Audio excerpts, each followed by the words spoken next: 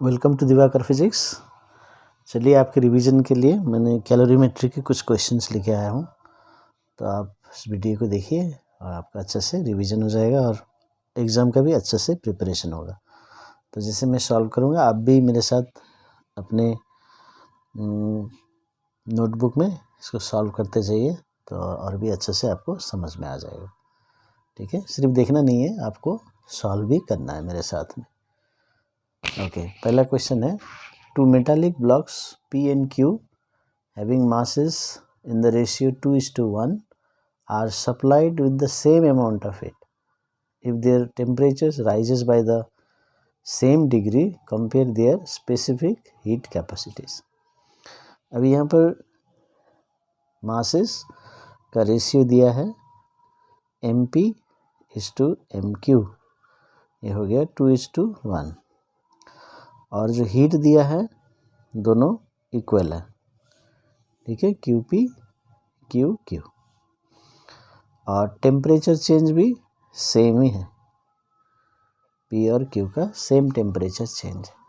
अभी क्योंकि आपको पूछा गया है स्पेसिफिक हीट कैपेसिटीज़ का रेशियो निकालना है, तो इसलिए CP/CQ लिख लीजिए।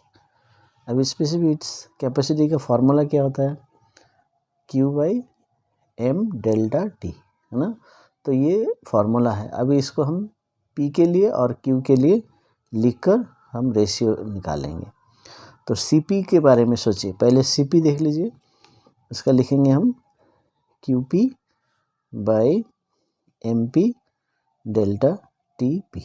तो ये सब P के लिए लिखा, ओवर फिर Q के लिए मैं लिखूँगा, बॉडी Q के लिए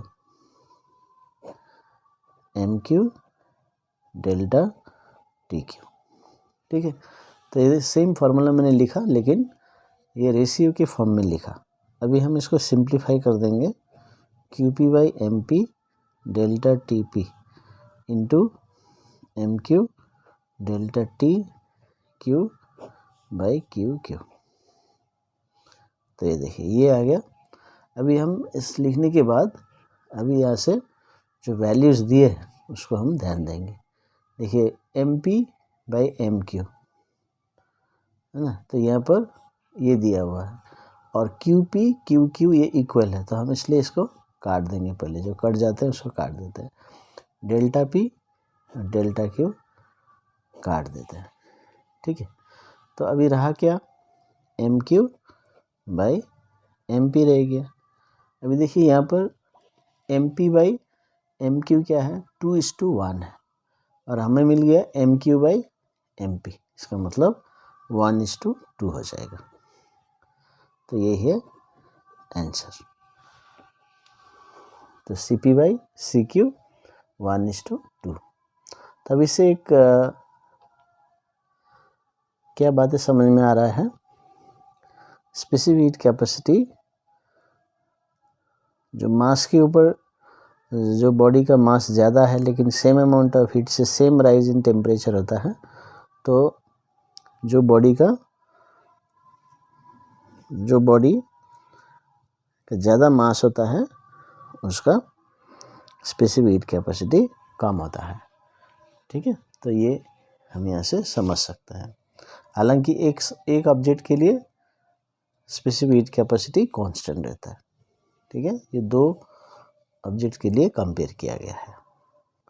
दूसरा क्वेश्चन है, copper is preferred over the other metals for making calorimeter, give reasons. तो इसमें हम देख सकते हैं कि कॉपर का लो स्पेसिफिक हीट कैपेसिटी होता है। ठीक है, तो इसका लो स्पेसिफिक हीट कैपेसिटी है, इसलिए ये एक गुड कंडक्टर है।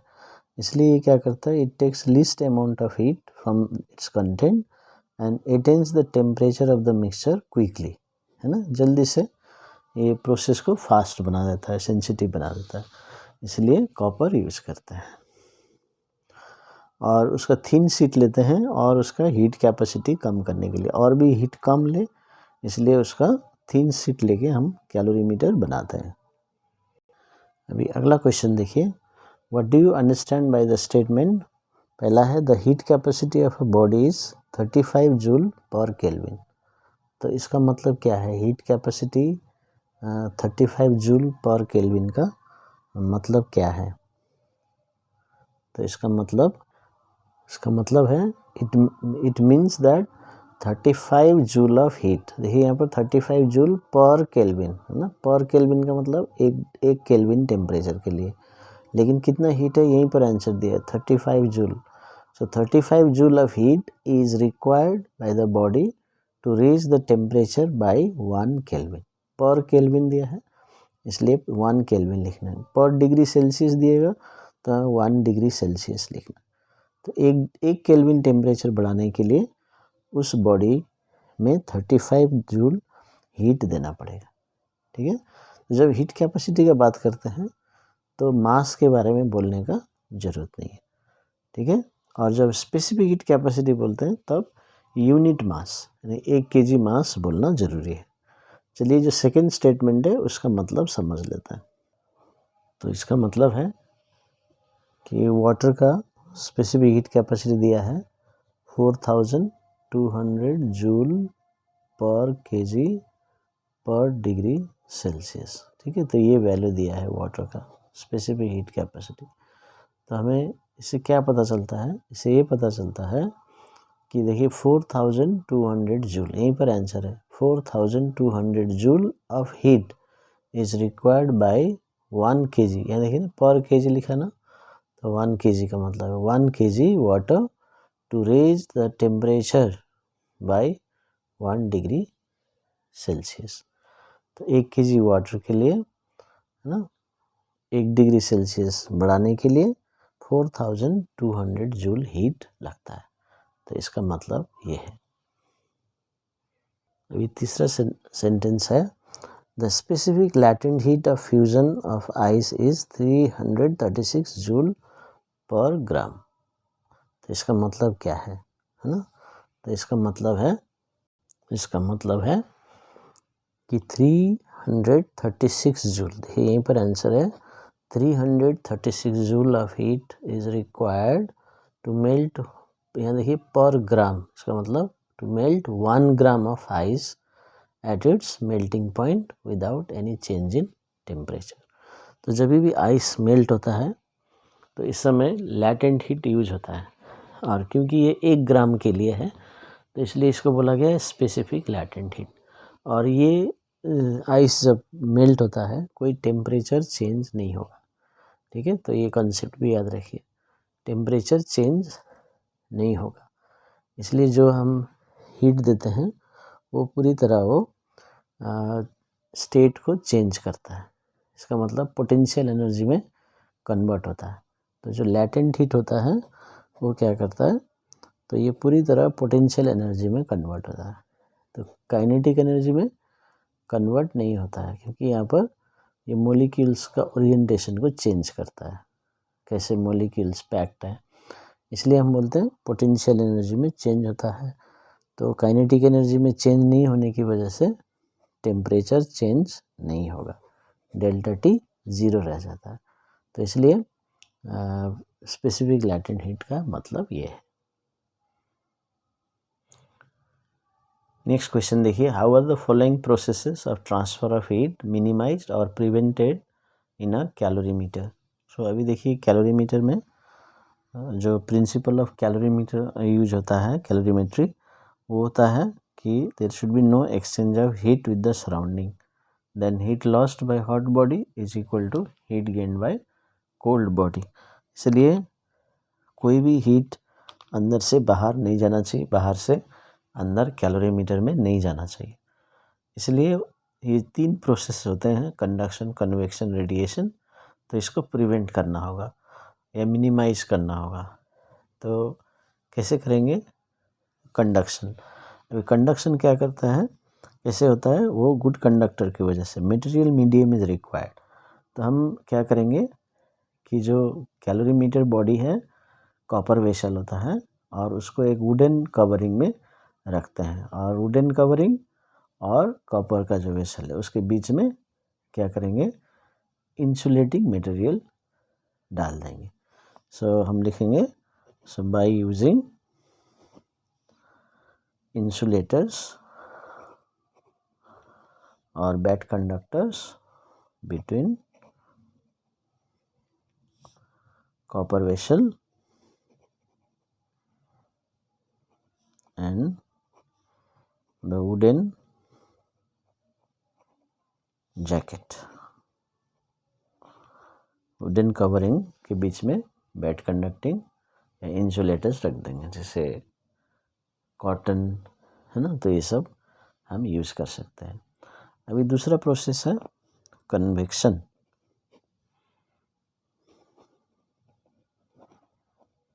तो दूसरा प्रोसेस है कन्वेक्शन। अभी कन्वेक्शन क्या होता है, ये भी मटेरियल मीडियम लगता है लेकिन हीट हमेशा ऊपर की तरफ फ्लो होता है, तो इसलिए जो कवर होता है कैलोरीमीटर का, उसमें भी हम एक bad conducting cover, bad conductor material हम यूज़ करेंगे।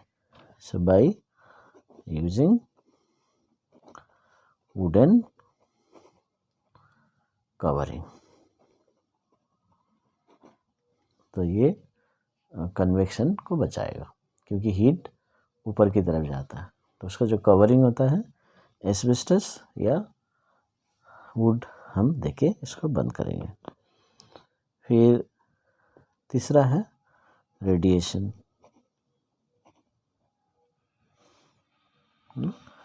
तभी रेडिएशन क्या होता है, कोई भी बॉडी जब हीट होता है, तो कोई बॉडी को हम हीट करते हैं तो हम वहाँ से रेडिएशन वहाँ से हम पाते हैं, यानी कि रेडिएशन निकलता है, एमिट होता है।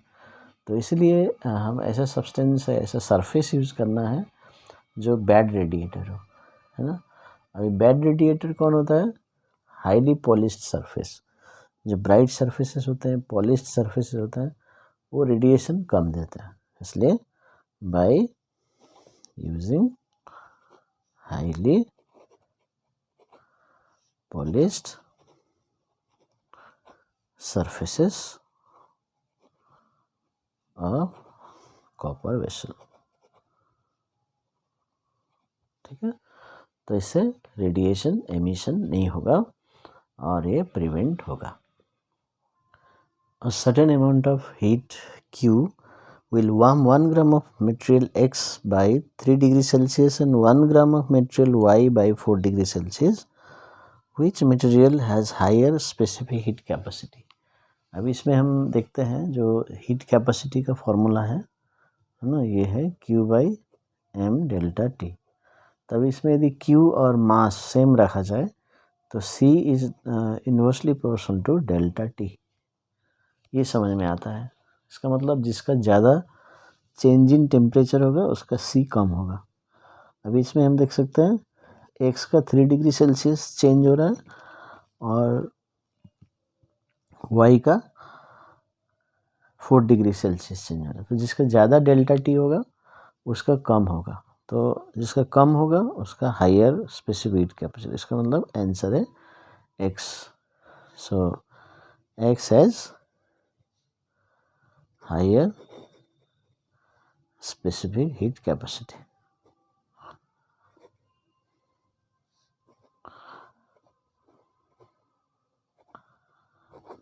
ठीक है, तो ये है इसका एक्सप्लेनेशन।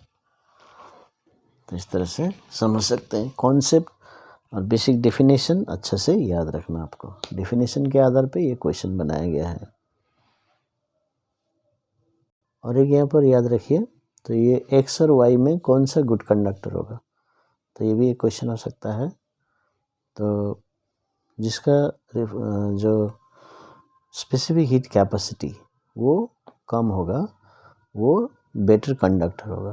तो इसमें किसका कम है, वाई का, है ना। तो Y is good conductor compare to X and Y, क्योंकि इसका स्पेसिफिक हीट कैपेसिटी कम होगा। तो मेटल्स का, गुड कंडक्टर का स्पेसिफिक हीट कैपेसिटी कम होता है। तो ये पॉइंट भी याद रखिए, इसके बेस में क्वेश्चन भी आ सकता है।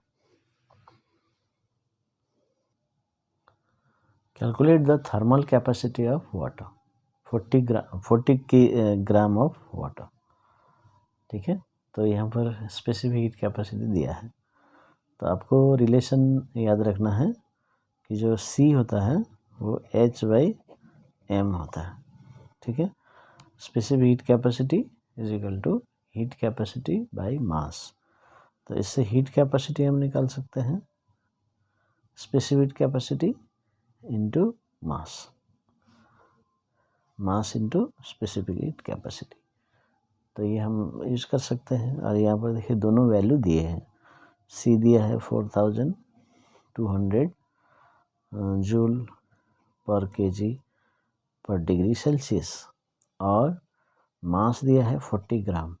तो 40 ग्राम को हम कन्वर्ट करेंगे क्योंकि ये केजी में दिया है, ये वैल्यू केजी में लेंगे, इसको ग्राम में लेंगे तो आपका आंसर रॉन्ग आएगा। तो ये केजी में आ गया, ठीक है। तो इसे सॉल्व कर देते हैं।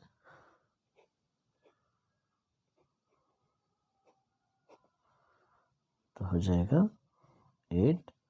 168 जूल पर केजी पर डिग्री सेल्सियस। सॉरी, ये केजी नहीं आएगा क्योंकि हम एच निकाल रहे हैं, ठीक है। तो ये जूल पर डिग्री सेल्सियस, ये आंसर आ जाएगा। तो यूनिट अच्छे से ध्यान देना है कि हम क्या निकाल रहे हैं। यदि सी निकाल रहे हैं तो जूल पर केजी पर डिग्री सेल्सियस, एच निकाल रहे हैं तो जूल पर डिग्री सेल्सियस, इसको हम ध्यान देंगे। तब एक न्यूमेरिकल सॉल्व करते हैं। और एक solid mass 50 gram at 150 degree Celsius is placed in 100 gram of water at 11 degree Celsius when the final temperature recorded is 20 degree Celsius. Find the specific heat capacity of the solid if specific heat capacity of water is given. तो अभी हमें यहाँ पर दो substances, अभी भी दो substance का रहता है। तो एक बॉडी देखिए ये 150 डिग्री सेल्सियस में, तो ये हाई टेम्परेचर में, और दूसरा है 11 डिग्री सेल्सियस लो टेम्परेचर में। तो ये हॉट बॉडी रहेगा, ये कोल्ड बॉडी रहेगा। और देखिए जो टेम्परेचर फाइनल टेम्परेचर है वो 20 डिग्री सेल्सियस, जो कि इन दोनों के बीच में रहेगा। तो ये क्या करेगा, हीट लॉस करेगा हाई टेम्परेचर में, और ये लो टेम्परेचर वाला कोल्ड बॉडी गेन्स हीट, ये 11 से लेके 20 तक आएगा। तो heat lost is equal to heat gain, ठीक है। तो ये लगा के हम सॉल्व करेंगे। और हीट लॉस्ट हीट गेन, यहाँ पर देखिए जो टेम्परेचर चेंज हो रहा है इसमें कोई स्टेट चेंज नहीं हो रहा है, खाली टेम्परेचर चेंज हो रहा है। जैसे वाटर 11 से लेके 20 में गया, तो इसमें कोई फ्रीजिंग मेल्टिंग का कोई बात ही नहीं है। मेटल का भी वही है, इसलिए हम सिर्फ चेंज इन टेम्परेचर वाला स्टेप हम सॉल्व करेंगे। और हीट लॉस्ट हम निकाल लेंगे। हीट लॉस्ट क्या है, heat lost is equal to heat gain. एक साथ भी कर सकते हैं, अलग अलग भी आप निकाल के फिर इक्वेट कर सकते हैं। तो हीट लॉस्ट हो रहा है MC delta T, heat gain ये भी वाटर कर रहा है डेल्टा T डैश, मैंने अलग लिया इसका। तो ये हीट लॉस्ट कौन कर रहा है, जो हाई टेम्परेचर में होता है, यानी कि मेटल। इसका मास देखिए कितना है, इसका मास है 50 ग्राम। तो हीट लॉस्ट के लिए 50 ग्राम। C क्या है, वो सॉलिड का C होना चाहिए जो कि निकालना है, तो C को C ही रखिए। और डेल्टा T देखिए, यह ध्यान देना है। तो हम निकाल रहे हैं मेटल का, मेटल का टेम्परेचर है 150 शुरू में और बाद में 20 हुआ। अब ये जो 20 है ये कॉमन फाइनल टेम्परेचर है, दोनों आएंगे इसमें। इसलिए हमको देखना है कि किस सब्सटेंस का हम हीट लॉस्ट या हीट गेन निकाल रहे हैं, तो उनका इनिशियल एंड फाइनल टेम्परेचर को ही ध्यान देना है। तभी यहाँ पर 150 है, 11 है, 20 है, तो कन्फ्यूज होता है तो क्या लें। तो हम देखना है कौन सा सब्सटेंस हम ले रहे हैं, सॉलिड। तो अभी सॉलिड का शुरू में कितना टेम्परेचर है और बाद में कितना टेम्परेचर है, ये इसी को ध्यान रखना है। तो पहले है 150 और बाद में 20, और 150 बड़ा है तो 150 माइनस 20 कर दीजिए। ओके, अभी हीट गेन बाय वाटर आ जाएगा, है ना। अभी वाटर के बारे में देखना है, तो इसलिए M मतलब अभी वाटर का मास, देखिए 100 ग्राम ऑफ वाटर, तो ये भी दिया हुआ। अभी सी ऑफ वाटर, अभी हम वाटर का निकाल रहे हैं, इसलिए specific heat capacity of water जो कि दिया है 4.2 जूल पर ग्राम पर डिग्री सेल्सियस। अभी ये वैल्यू पुट करने से पहले आपको थोड़ा ध्यान देना है यूनिट में। देखिए यहाँ पर ग्राम में दिया है पर ग्राम, और यहाँ भी हम ग्राम में ही सॉल्व कर रहे हैं, ठीक है। 100 ग्राम, ये ग्राम वाटर का ग्राम में और ये भी ग्राम में, तो चेंज करने का ज़रूरत नहीं है। यदि ये केजी में रहता है, ये ग्राम में रहता है, तो चेंज कीजिए। ये ग्राम में है, ये केजी में है, चेंज कीजिए। ये ग्राम में, ये केजी में है, तो इसको केजी में चेंज कीजिए। तो ये चेंज करना बहुत ही इम्पोर्टेंट है। बिना चेंज किए हम वैल्यू पुट कर देंगे, गलत हो जाएगा। ओके, यहाँ चेंज नहीं करना है क्योंकि दोनों ग्राम ग्राम में। अभी डेल्टा टी क्या है? Change in temperature of water. इसलिए वाटर का पहले कितना था, बाद में कितना हुआ, तो पहले 11 था, बाद में 20 हुआ, तो इसलिए हम 20 माइनस 11 करेंगे बड़े आसानी से, है ना। तो ये 150 से कोई कन्फ्यूजन नहीं होना है, क्योंकि हमें वाटर के ऊपर ध्यान देना, इसमें मेटल के ऊपर ध्यान देना। वाटर का टेम्परेचर को कुछ नहीं सोचना उसके लिए। अभी इसको हम सॉल्व करना है। देखिए एक ही वेरिएबल है सी, जिसको हम सॉल्व करेंगे तो आंसर आ जाएगा। तो हम यहाँ देख सकते हैं, इसको सॉल्व करने से ये 0.58 जूल पर ग्राम पर डिग्री सेल्सियस आंसर आता है। तो इस तरह से हम ये मेटल का स्पेसिफिक हीट कैपेसिटी निकाल सकते हैं। तो thank you for watching my video.